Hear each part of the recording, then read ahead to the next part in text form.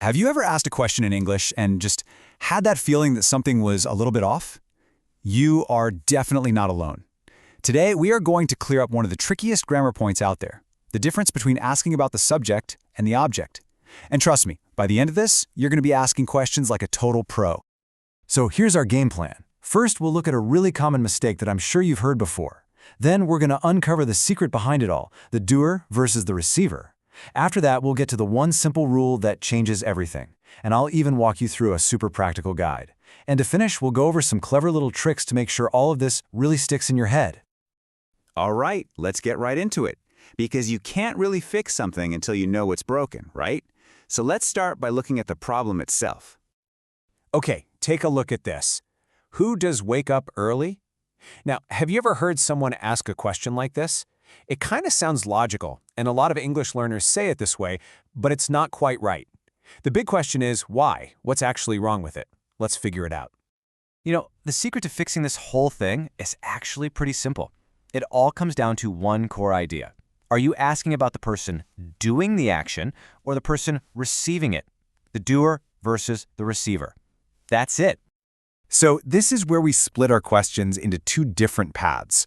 When we ask about the doer, we call that a subject question. And when we ask about the receiver, that's an object question.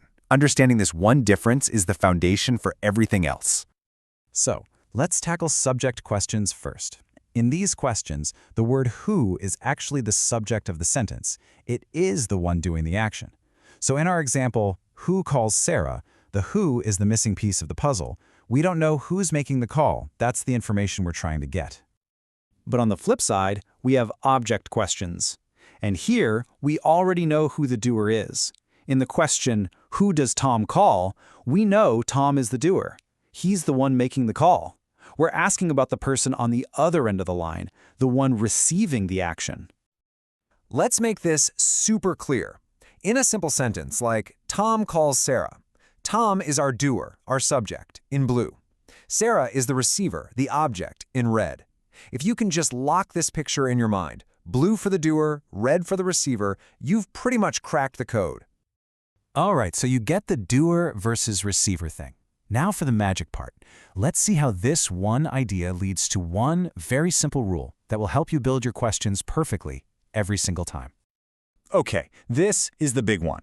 Here's the rule. For a subject question, when you're asking about the doer, you do not use helping verbs like do or does. Nope, the structure is just who plus the verb.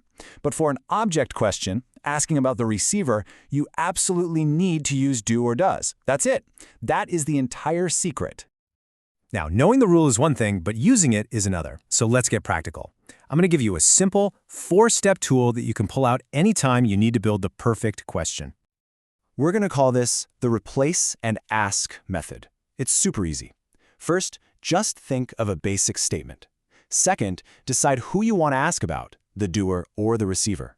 Third, you replace that name or noun with the word who. And finally, you just apply the rule we just learned. Let's see how it works. Okay, let's put this method into practice with our sentence, Maria calls her friend. If we want to ask about the doer, Maria, we just swap her name for who.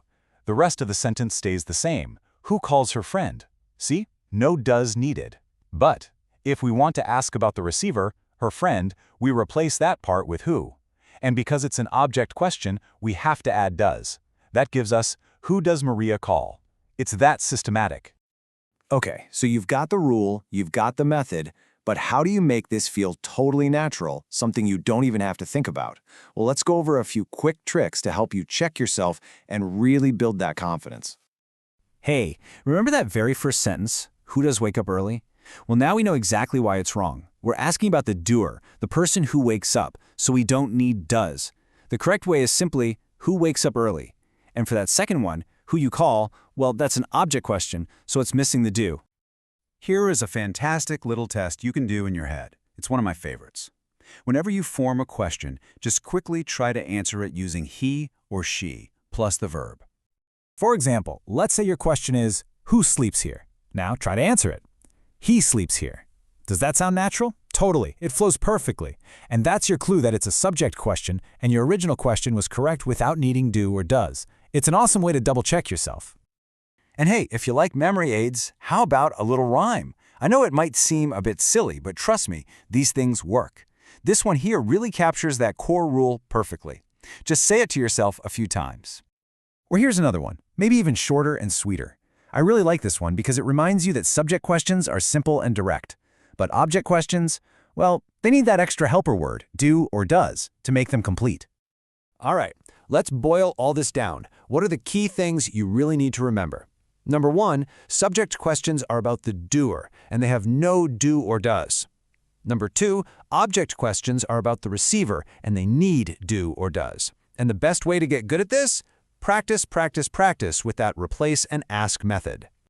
And just like that, the mystery is solved. You've got the rules, you've got the tricks, you've got the tools, the theory is over, and all that's left is to go out and put it into practice. So go on, you've got this.